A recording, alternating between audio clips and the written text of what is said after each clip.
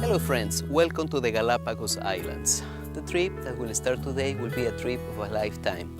We're visiting one of the most important national parks in the whole world, one of the most pristine and well-preserved natural areas in our planet.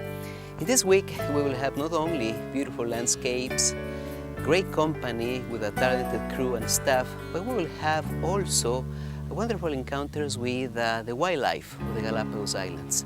We will have a blast this week.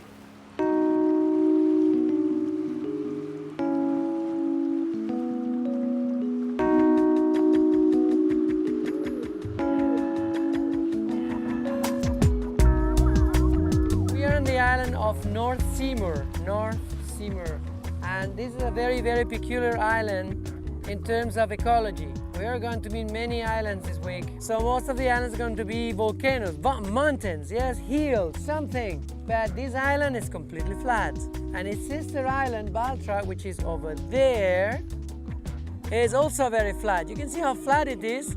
So these two islands have a completely different nature from the others. These ones were uplifted, they were seafloor, and that also explains the gorgeous place for seabirds to nest here. We're going to find hundreds of them today.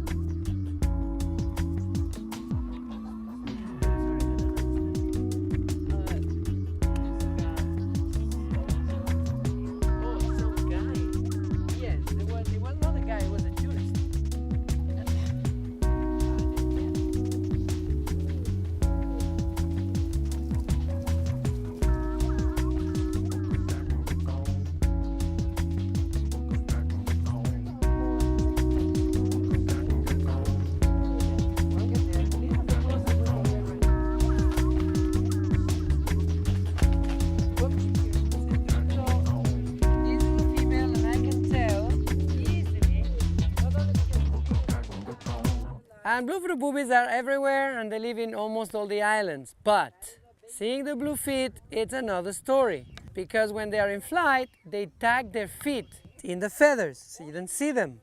When they're diving, they're also hiding their feet. So actually, to see well the feet of a blue-footed booby, you have to come to a place where they are courting. That is the only time in their life when they really expose the feet. They will pull the tail up, which is essential for courting.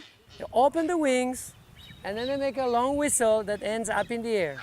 Sometimes they will make this call to let the other males, the neighboring males, that they don't have a chance. There is not enough room for you and me in this town. Have you ever heard that before?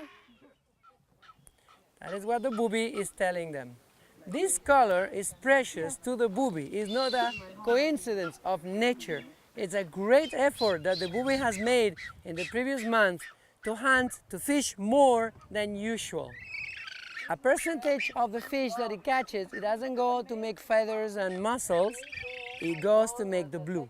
So they have to overeat in order to get a good blue. If they just survive, the blue will be very pale and they will not be attractive enough. Can you see how this is attractive? Can you see the self-confidence?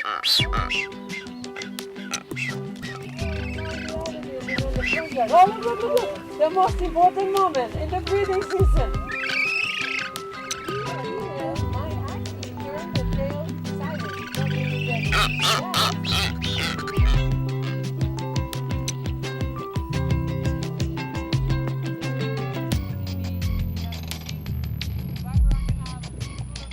The ones that are males are completely black and they have a reddish coloration on the throat.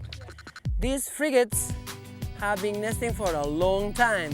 These birds nest for a much longer time than boobies. I told you before, the courting of the boobies was 4 weeks, but after that they go straight into a 2.5 month breeding, and by the time they finish the 2.5 months, they kick the baby out of the nest. Well, these frigates, although they might court for a shorter time, they will keep the baby for 13 months. 13 months is over a year. So the breeding seasons overlap. This means they cannot breed every time, the same time of the year.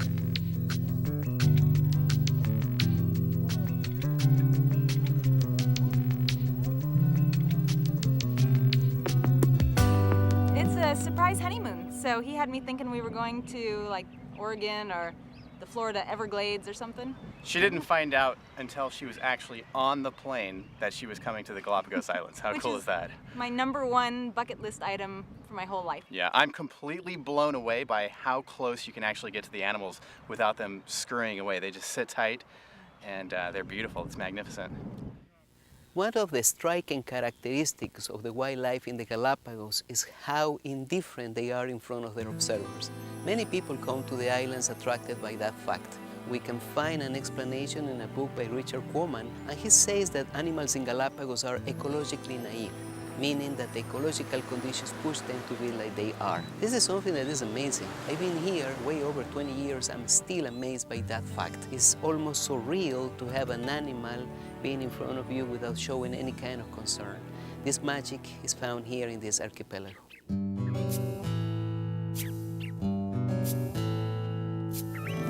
One thing that was surprising is how close we could get to the birds, and they acted like they didn't notice we were there at all. Their main interest was trying to get the other bird out of their territory. The group of the mockingbirds are the ones that originally inspired Darwin into his wondering about the different species. The reason is that while he collected mockingbirds in all the islands he visited, he never realized they were different species, but they were. And when he was informed of that from the scientist in the British Museum, then he realized that something weird was going on here in the Galapagos. That was in 1839. He worked with this idea for the next 20 years, ended up having a conclusion, which was the theory of evolution.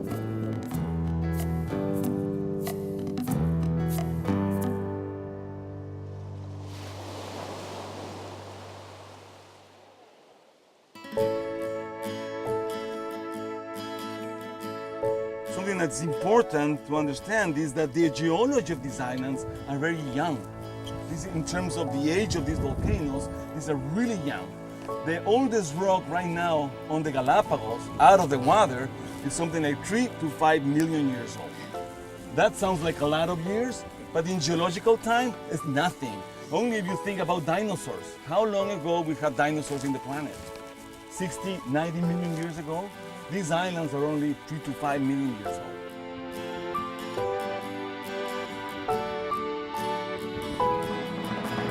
The nature of the lava that comes out of hot spots is different than the nature of the lava that comes out of continental volcanoes. The main difference is the amount of gas in the lava. You can more or less say that continental volcanoes like Mount St. Helens, Cotopaxi that I was just talking about in continental Ecuador, are like fresh bottles of Coca-Cola, full of gas. The lava that comes out of the Galapagos volcanoes is like a flat Coca-Cola. So when you shake the fresh Coca-Cola or you heat the fresh Coca-Cola, it becomes really explosive because of the amount of gas, right? And then the Galapagos volcanoes, when we have eruptions, our eruptions are not really explosive, okay? Because it has little gas. And instead of having these huge explosions, we can have these lava flows being formed. It's like a hot fudge coming out of the volcano and moving slowly down to the lowlands and building up the island.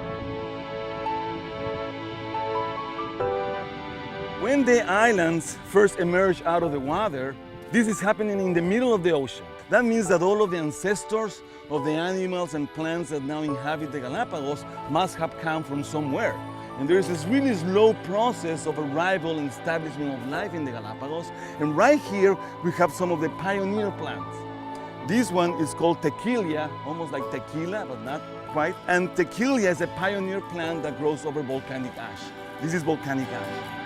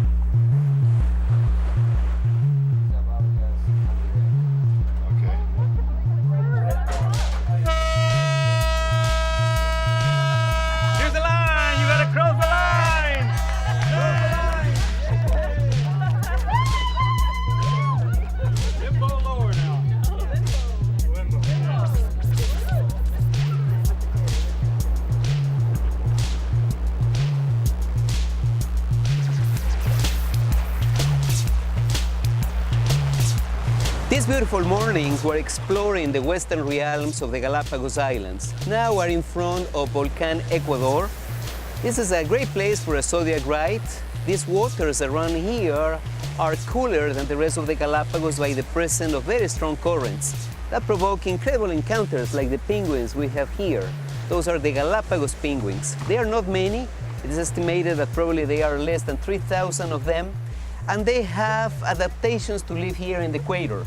They have less feathers per square inch than regular penguins. This is an amazing sighting, a penguin that can cross to the equator, the Galapagos penguin, an animal that is out of place, but is one of the most iconic animal species of this paradise.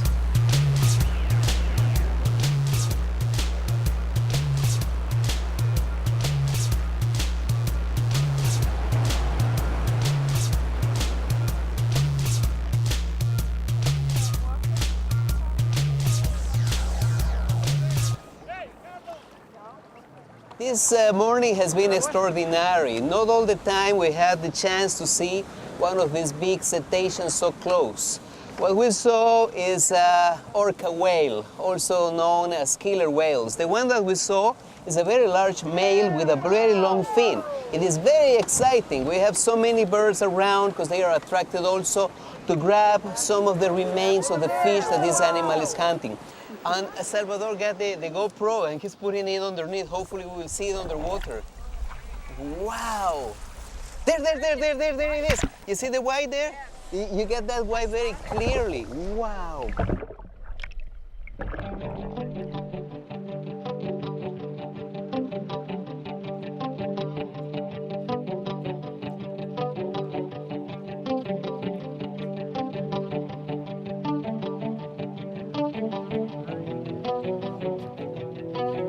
Fernandina Islands is one of the true jewels in the crown in the Galapagos archipelago. There's a beautiful mix of lava flows, beautiful skies, beautiful landscapes, and an amazing quantity of wildlife that will include many iguanas.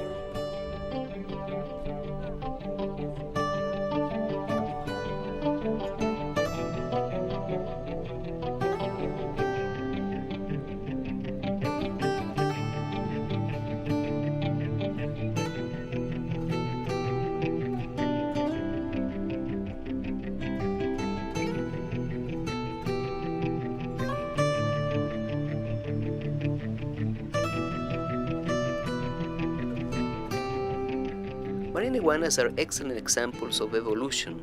Originally, their ancestors were on land, they came to the islands, and after millions of years of evolution, they have adapted with several interesting changes. For example, their flat tails make them able to swim in the water. They have very round and flat noses, making them easier to find food along the shorelines. They have big claws, and the coloration by itself is an adaptation. Being dark, they can recover energy after being in cold waters for prolonged periods of time. All of that makes the marine iguanas of the Galapagos one of the most adapted animals ever, not only in the islands but in the whole world.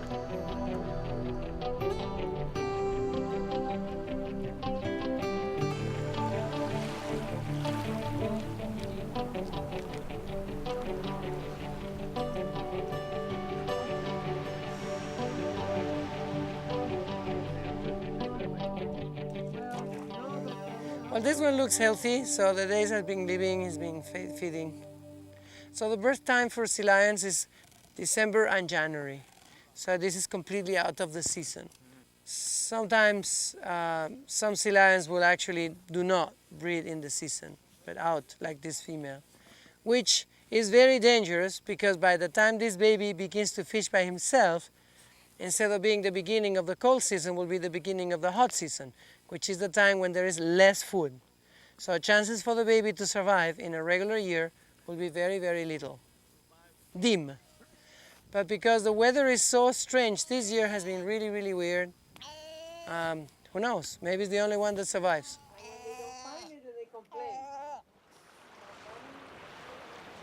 Flightless cormorants are endemic to the Galapagos Islands and the only group of cormorants that do not fly in the entire world. The wings are much shorter than in the regular cormorants, and this makes them impossible to fly.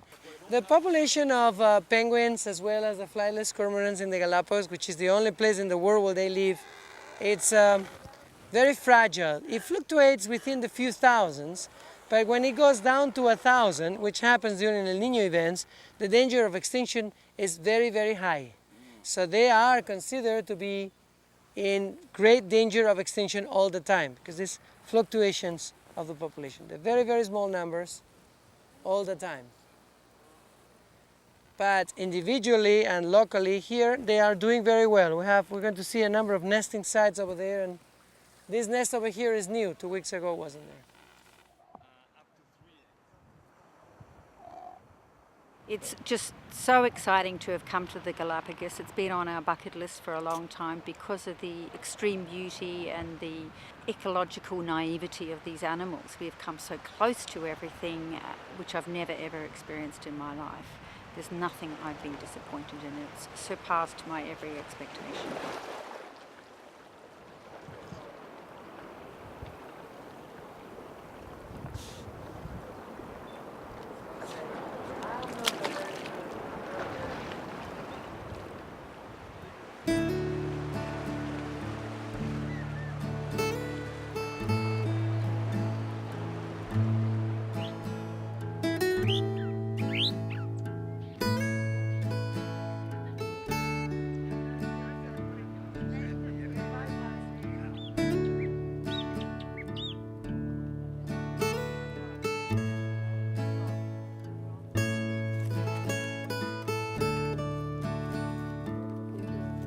When two iguanas meet, the first thing that happens is they don't like each other.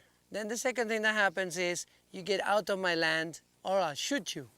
And they do that by shaking the head up and down. So they have this sign, which is a warning before they get physical. And if the other guy doesn't go, then they charge. These ones are very aggressive to each other because the food supply is not guaranteed. So your territory is going to ensure you're going to survive. If somebody eats in your territory, you might die. During mating season, what happens is males change their behavior towards females, and the females will dwell in the territory as if they were the owners. The male allows them to do this, but from time to time will chase one and it will copulate with her. Once they are impregnated, females don't feel the need of being in that territory anymore. They leave it and they go to nesting areas, and they will never see each other again.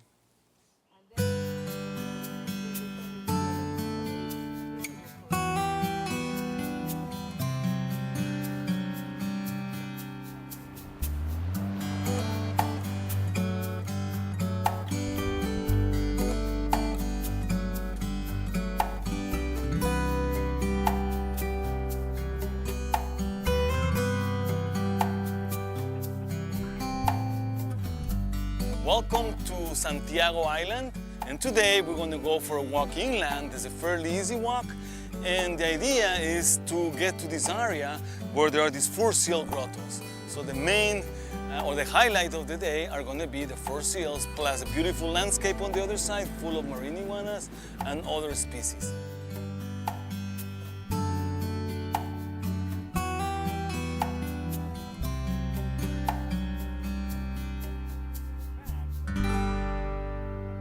Galapagos fur seals, they have 2 layers of hair, and because of that reason, by the end of the 1800s, this species almost became extinct from the Galapagos. People came to hunt them for their coats, and they almost made them extinct. Now, because of the conservation efforts, they are back almost to the normal numbers, and we can see them again in the wild. Galapagos sea lions are diurnal hunters. These guys, they have become nocturnal. You realize that they have huge eyes to be more efficient at night, so they can get more light into that eye.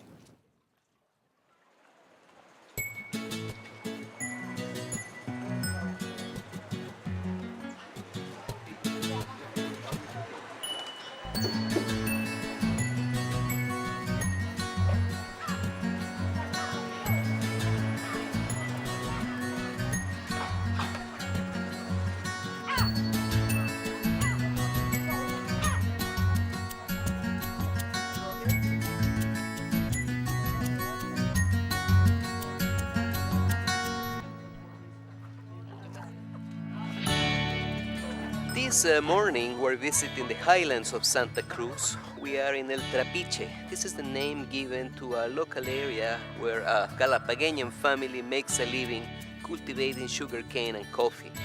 The most important part about this visit is how our visitors can really see how families can survive in the middle of nowhere in a beautiful area.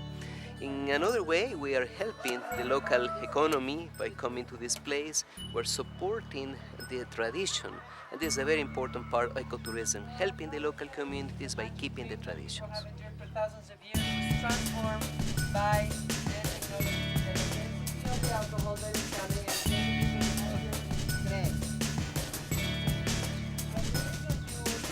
to do this in the 30s during the depression and the prohibition time.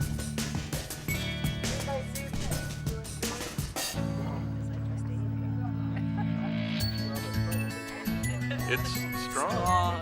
It's got a flavor. I couldn't tell you what it is, but it's got a flavor. Remember the delicious sugar you tried before. This has a taste.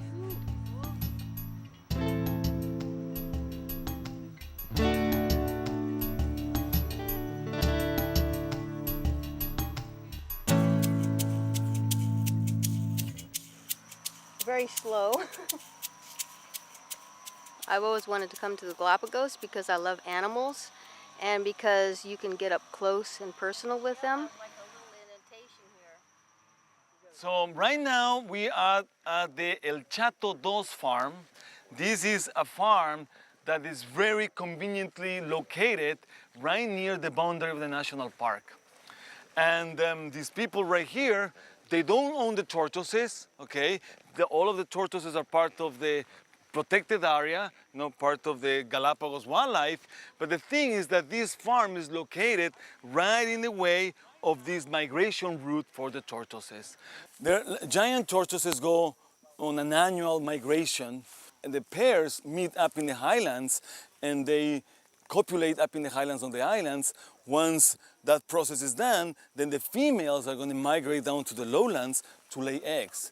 They need to find drier soil where they can lay the eggs, and then the eggs will incubate in the right environment. It takes something like 100 to 120 days for the eggs to hatch. And once the youngs are hatched, of course, there's no parental caring, and these youngs are on their own. And up in this area, we hardly see young individuals because the only reason why they get up here is to reproduce. So most of them, the young ones, stay down on the lowlands. And once they reach sexual maturity, they'll be up here. It can take a long time before they reach sexual maturity, something like 30 to 35 years for the species on Santa Cruz Island.